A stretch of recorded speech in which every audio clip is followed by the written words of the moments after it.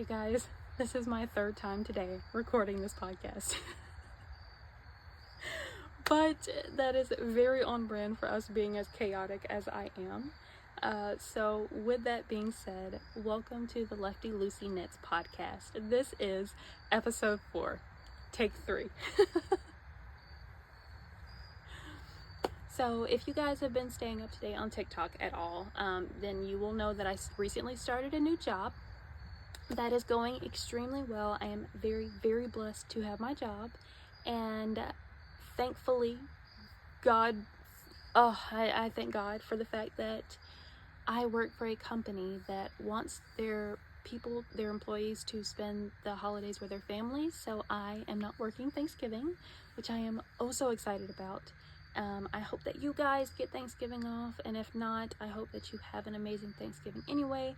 I hope that when you come home from work, you have a full feast just waiting on you, and family, and just love and thankfulness all around you.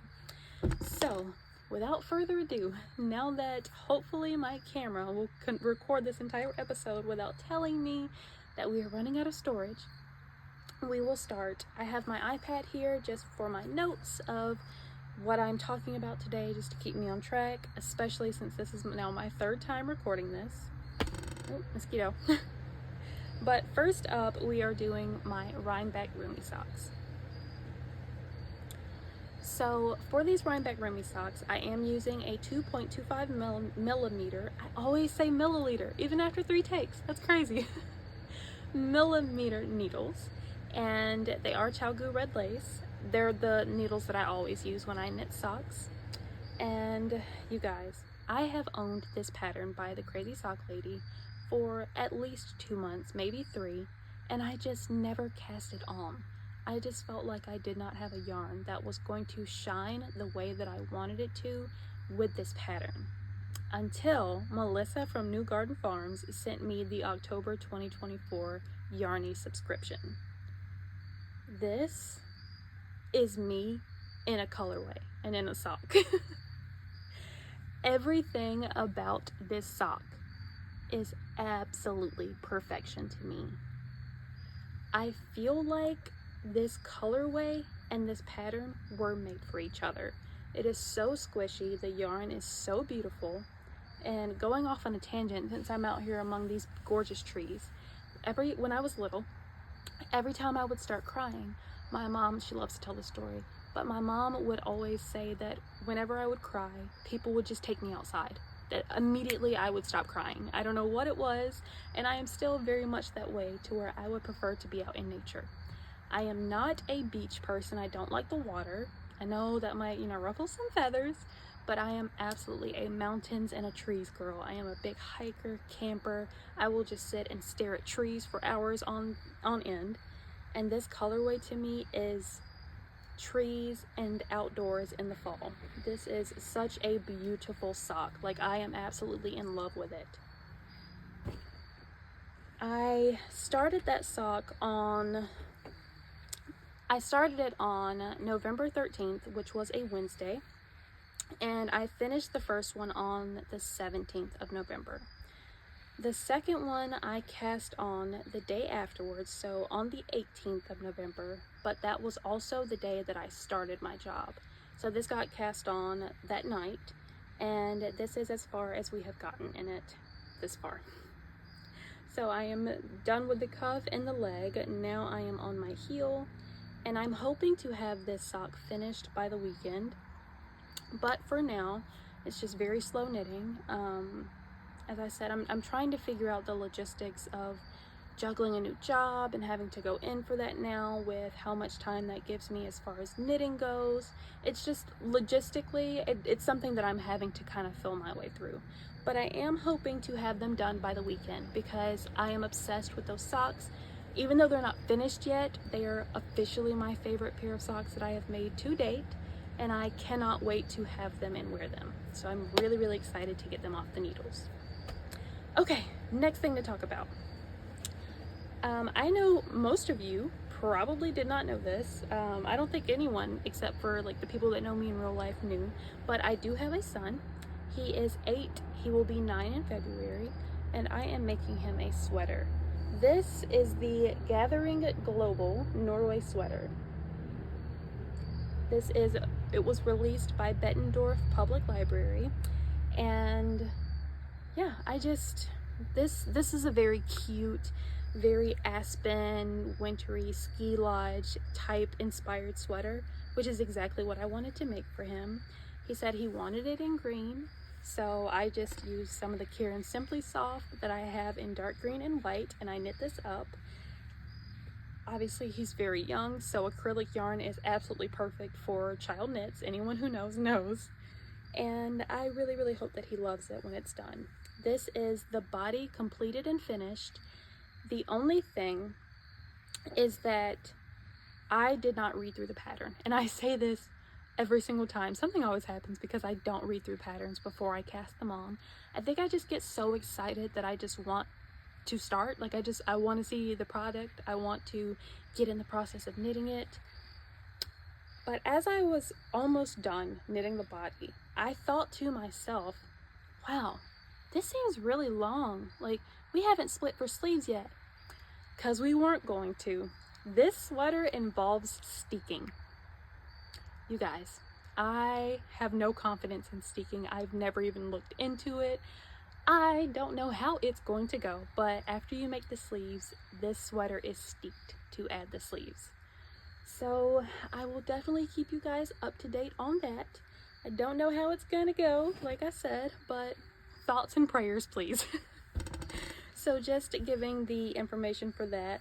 That was started also on the night of the 18th, November 18th. As I said, it is the Karen Simply Soft in dark green and white. I am knitting the smallest size. So my son is extremely tall and he is extremely lanky. So he needed one that would cover his torso lengthwise, but also he's super duper skinny. So I had to make it basically like right where I needed it to be for him. And I will ask his dad for a picture after he receives it, once I'm done with it, to show you guys. I'm not really going to get into the story of it, but he does live with his dad in Michigan. There's nothing there. My son is autistic, and Michigan has a much better program for autism than rural Georgia does. Plus, me being a conservative and the fact that I grew up without my own dad, I never wanted my son to be without his.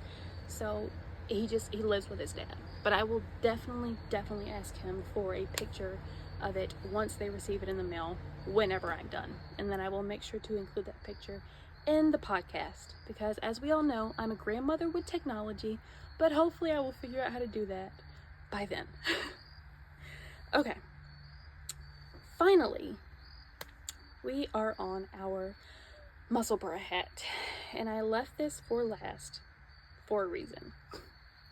If you guys have followed the TikTok journey of this hat, then you know that I got about halfway through it and realized it was entirely too big. I mean, so big, it dwarfed my head. Like, it went directly over my head. My head is small. It's not abnormally small, but my head is about 21 inches in circumference. With my curls, which I know this is probably the first time you guys have seen my hair straightened, and it might be the last, honestly. I do it about once a year. I get the itch for it, and then the itch goes away, and I just wear my curls all the time. But with my curly hair, which is what would be under the hat all the time, I have about 2.5 extra inches in the circumference of my head, which comes out to about 23.5, 24 inches. That hat, even with my curls, still gave me about 4 inches of positive ease. That's insane. Especially if you guys have ever knit a hat before, you know that you want a negative ease hat, and you typically want a few to several inches negative ease. I had about 4 inches of positive ease in this hat. It was atrocious. But we have recast it on, and this is what we have so far. And as you guys can see, this is a normal head size. This is going to fit so much better than the first one would have. Oh my goodness, I still am not over that. RIP to the first attempt. But to give you guys the rundown. So once again, I am using 3.75 millimeter needles. As I said, This needle size is just a sweet spot for me. I don't know why. I will use a 4 and above. It just seems a little too, I don't know. I don't even know what it is. Like, I feel like there's not enough yarn per, like, how big the needle is. And then I don't really want to use anything smaller than a 3.5 unless it's socks. But something about a 3.75 is just my sweet spot, and I love that for me. But I am using a 3.75 millimeter needle. The first attempt, I was knitting an adult medium, as I said, to try to give my curls the room that I wanted them to have, to not be smushed underneath the hat,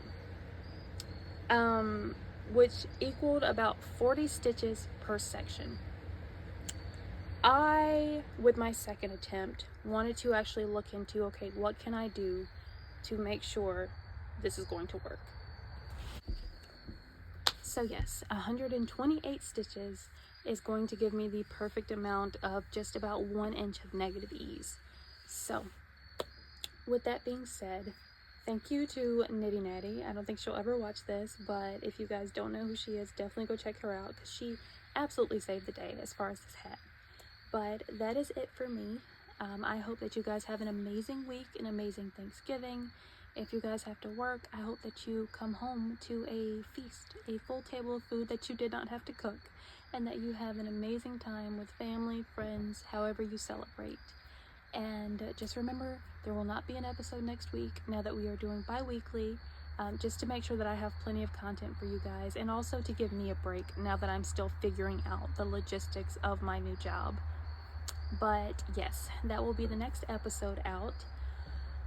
And with that, I am done for the day, guys. That's it. I love you, God loves you, and I hope to see you in the next one. Thank you so much for watching, and bye.